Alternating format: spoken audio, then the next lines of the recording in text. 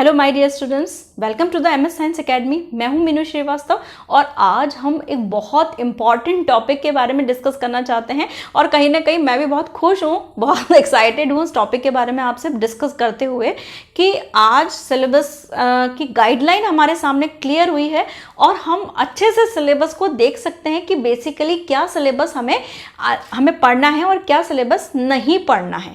Okay, आज हम discuss करेंगे 11th बायोलॉजी का कंप्लीट सिलेबस कि किस चैप्टर के अंदर से मुझे क्या पढ़ना है क्या नहीं पढ़ना है, क्योंकि 10th के अब बच्चे जो हैं 10th के रिजल्ट्स आने लगे हैं, तो वो बच्चे जिनको बायो लेना है तो they will more worried about it कि हमें क्या क्या पढ़ना है क्या नहीं पढ़ना है। और ऑलरेडी जिनके माइंड में पिक्चर क्लियर थी कि हमें बायो सब्जेक्ट ही लेना है तो उन्होंने ऑलरेडी बुक्स ले चुके हैं, तो और जब उन्होंने इंडेक्स खोल के देखा होगा तो आई थिंक वो तो शॉक में चले गए होंगे कि इतना सारा सिलेबस है, क्योंकि 11th का सिलेबस बहुत ज़्यादा हाई सिलेबस है। तो इसमें से कुछ आपका बर्डन कम किया गया है, कुछ टॉपिक्स आपके कम किए गए हैं, तो वो टॉपिक और चैप्टर्स क्या कम किए गए हैं वो हम एक ओवरव्यू देखते हैं। और मैं जो आपको पूरा चैप्टर वाइज डिस्क्रिप्शन दूंगी तो वो उससे आई थिंक आपको कहीं ना कहीं एक रिलैक्सेशन मिलेगा कि हाँ मुझे ये चैप्टर अभी नहीं पढ़ना है और अभी मैं थोड़ी देर के लिए रिलैक्स हो सकता हूँ। ओके, तो ये पूरा डिस्क्रिप्शन आपको यहाँ पर मिलेगा बहुत अच्छे से। इस वीडियो में मैं आपको डिस्क्राइब करूंगी कि क्या बेसिकली क्या क्या पॉइंट्स आपको पढ़ने हैं क्या हटाने हैं। ओके, और अगर आप इस वीडियो के लास्ट तक बने रहेंगे तो आपको पूरा पिक्चर क्लियर होगा। इसके साथ ही अब सिलेबस आ चुका है तो सिलेबस के अकॉर्डिंग मेरे चैनल पे आपको हर टॉपिक से रिलेटेड वीडियोस भी अपलोड बहुत जल्दी होंगे। तो अब हम डिस्कस करते हैं। आप 11th बायोलॉजी की बुक का इंडेक्स ले लीजिए और वहाँ पर आप अच्छे से डिस्क्रिप्शन जो है मैं उसको अच्छे से आपको बताती जाती हूँ। जो आपका चैप्टर 1 है that is the living world, इस चैप्टर के अंदर इनिशियल में आपका कैसे क्लासिफिकेशन होता है क्या क्या टूल्स होते हैं वो सारे के सारे इंक्लूड किए गए हैं। लेकिन यहाँ पर आपका जो पहले कुछ टॉपिक्स ये इसके अंदर बहुत सारे टॉपिक्स थे, लेकिन अब इसमें से 2 टॉपिक निकाल दिए गए हैं, टैक्सोनॉमी एंड सिस्टमैटिक्स। इसके अलावा एक और टॉपिक निकाला गया है tools for the study of taxonomy, museum, zoological park, hierarchy, herbaria and botanical garden. ये आपका ये टॉपिक हटा दिया गया है। एक बार और मैं रिपीट कर रही हूँ, taxonomy and systematics, okay, tools for the study of the taxonomy, museum, zoological park, herbaria and botanical garden, ये पॉइंट आपके हटा दिए गए हैं। वैसे भी ये इंट्रोडक्टरी चैप्टर था तो ये इतना ज्यादा इंपॉर्टेंट नहीं था। Okay, chapter 2 that is the biological classification, इसके अंदर कोई भी चेंजेस बेटा नहीं किए गए हैं। चैप्टर नंबर 2 आपको एज सच ही पढ़ना है पूरा। Chapter number third that is the plant kingdom, और आपको यहाँ पर इमेजेस भी आ रही होंगी मेरे स्क्रीन पे, उससे भी आप अच्छे से कंपेयर कर सकते हैं। और अगर आप इन इमेजेस को डाउनलोड करना चाहते हैं कि भाई हमें एक हार्ड कॉपी में इसको मिल जाए तो मैं डिस्क्रिप्शन बॉक्स में इसका लिंक भी आपको प्रोवाइड करवा दूंगी। ओके बेटा, तो यहाँ पर चैप्टर नंबर 3 के बारे में आते हैं। चैप्टर नंबर 3 के अंदर पूरा study algae, bryophyta, pteridophyta, gymnosperm हमको पढ़ना है। लेकिन यहां पर जो एंजियोस्पर्म वाला पार्ट है वो हटा दिया गया है। एंजियोस्पर्म वाला पार्ट आपका हटा दिया गया है। तो आई थिंक मुझे इसके पीछे जो रीजन लगता है, क्योंकि एंजियोस्पर्म की डिटेल आपके किसके अंदर है, क्लास 12th बायोलॉजी के अंदर है और वहां वो चैप्टर रखा गया है। तो और ये नीट के हिसाब से भी बेटा बहुत ज्यादा इंपॉर्टेंट चैप्टर है। तो अभी यहाँ पर टॉपिक है तो यहाँ पर एंजियोस्पर्म जो है वो आपका चैप्टर नंबर 3 से एंजियोस्पर्म वाला जो टॉपिक है that is a classification up to class, characteristic, feature and example, ये हटा दिया गया है। बाकी आपका एल्गी, ब्रायोफाइटा, टेरिडोफाइटा, जिम्नोस्पर्म तक रखा गया है। चैप्टर नंबर 3 की पिक्चर आपको क्लियर हुई है। Chapter number 4 is the animal kingdom. Animal kingdom के अंदर कोई भी चेंजेस नहीं किए गए हैं और चैप्टर नंबर 4 नीट के हिसाब से बहुत इंपॉर्टेंट पॉइंट याद रखिएगा, बहुत इंपॉर्टेंट है, तो इसको आप अच्छे से पढ़िएगा जरूर। ओके, चैप्टर नंबर 5 के अंदर यहाँ पर chapter number 5 is the morphology of the flowering plant. इस सिलेबस के अकॉर्डिंग जो यहाँ पर जो पिक्चर निकल के आ रही है बेटा, उसके अंदर आपका रूट, स्टेम, लीफ वाला पार्ट आपका कट कर दिया गया है। केवल इन्फ्लोरेसेंस और फ्लावर की मॉर्फोलॉजी रखी गई है। यहाँ केवल आपका इन्फ्लोरेसेंस और फ्लावर की मॉर्फोलॉजी रखी गई है। बाकी आपका रूट, स्टेम, लीफ वाला पार्ट, लीफ और यहाँ पर आपका जो है लीफ, रूट, स्टेम वाला पार्ट बाहर हटा दिया गया है। इसके अलावा फ्रूट एंड सीड वाला पार्ट भी हटा दिया गया है। Okay, chapter number 6 anatomy of flowering plant, ये चैप्टर आपके सिलेबस में से हटा दिया गया है बेटा। Chapter number 6 anatomy of flowering plants, ये चैप्टर पर आप बड़ा बड़ा क्रॉस कर सकते हो। ओके, चैप्टर नंबर 7 के अंदर that is structural organisation in animals, इसके अंदर आपको केवल और केवल एनिमल टिश्यू वाला पार्ट पढ़ना है, कॉकरोच वाला पार्ट नहीं पढ़ना है। फ्रॉग वाला पार्ट तो अभी भी कुछ बुक्स में आपको फ्रॉग वाला पार्ट दिखेगा, तो फ्रॉग वाला पार्ट तो आपको हटा देना है। कॉकरोच वाला पार्ट जो है वो भी अब हट गया है। ओके, तो आई थिंक आपको कुछ यहाँ पर जो है एक रिलैक्सेशन मुझे दिख रहा है। चैप्टर नंबर आपका 8, चैप्टर नंबर 8 जिसे आप cell the unit of life, it is the most important chapter according to the NEET. और यहाँ पर नीट का बेटा आपके 8 से 10 क्वेश्चंस इस पूरी यूनिट से, not only this cell chapter, ये जो पूरी यूनिट है 8, 9, 10 चैप्टर की, इस यूनिट में से आते ही आते हैं।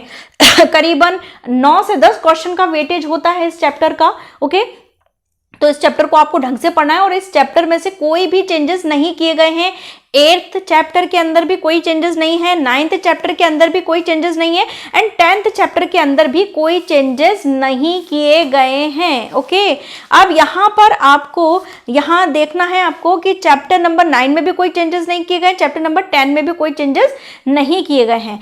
अब यहाँ पर आप जब आपकी यूनिट 4th पे मूव करते हैं, that is the plant physiology, तो यहाँ पर आपका आता है चैप्टर नंबर 11 और 12। चैप्टर नंबर 11 और 12 पे आप बड़ा बड़ा कट कर लीजिए, ये भी आपके सिलेबस में नहीं दिख रहे हैं और ये चैप्टर नहीं है आपके सिलेबस से। अभी नए सिलेबस में इसको अभी होल्ड पे रख दिया है, मतलब इनको हटा दिया गया है। ओके, अब chapter number 13 that is the photosynthesis. Chapter number 13 photosynthesis is the important chapter. Okay, और चैप्टर नंबर आपका 13 के अंदर भी कोई चेंजेस नहीं किए गए हैं, क्योंकि फोटोसिंथेसिस चैप्टर नीट के हिसाब से भी बहुत इंपॉर्टेंट है और वहां पर वो चैप्टर जो होगा वो ऐसा कैसा रखा गया है। Okay, chapter number 14 that is the respiration in plant, ये भी आपका ऐसा का ऐसा रखा गया है। ओके, तो अभी तक चैप्टर नंबर 11 और 12 कट कर दिया गया है, 13 और 14 जो है सेम रखा गया है। ओके, यहाँ पर चैप्टर नंबर 15 में से आपके लिए बहुत रिलैक्सिंग पॉइंट निकल के आ रहा है।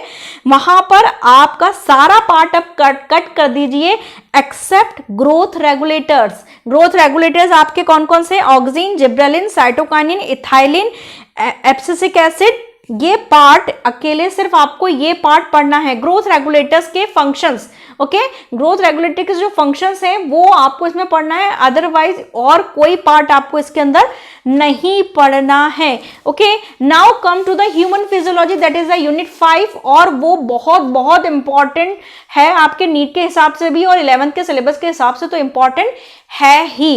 अब यहाँ पर जो चैप्टर 16 है डाइजेशन एंड एब्जॉर्प्शन, वो हटा दिया गया है बेटा, वो अभी आपके करंट सिलेबस में मेंशन नहीं है, इसका मतलब वो चैप्टर आपके नहीं है। चैप्टर नंबर 17 आपको बिल्कुल पढ़ना है। Chapter number 17 that is the breathing and exchange of gases, इस चैप्टर को आपको पूरा पढ़ना है। इस चैप्टर में कोई भी चेंजेस नहीं किए गए हैं। Chapter number 18 that is the body fluid and circulation, ये आपका कार्डियोवैस्कुलर सिस्टम है और ये बहुत बहुत इंपॉर्टेंट चैप्टर है नीट के अकॉर्डिंग भी, तो इसको आपको पढ़ना है और इसमें कोई भी चेंजेस नहीं किए गए हैं। ओके, चैप्टर नंबर 19 के अंदर भी कोई चेंजेस नहीं है। चैप्टर नंबर 20 के अंदर कुछ रिलैक्सिंग पॉइंट आपको दिख रहा है। चैप्टर नंबर 20 के अंदर आपको रिलैक्सिंग पॉइंट ये है कि इसमें आपको सिर्फ skeletal muscle, contractile protein, muscle contraction वाला पार्ट आपको रखा गया है।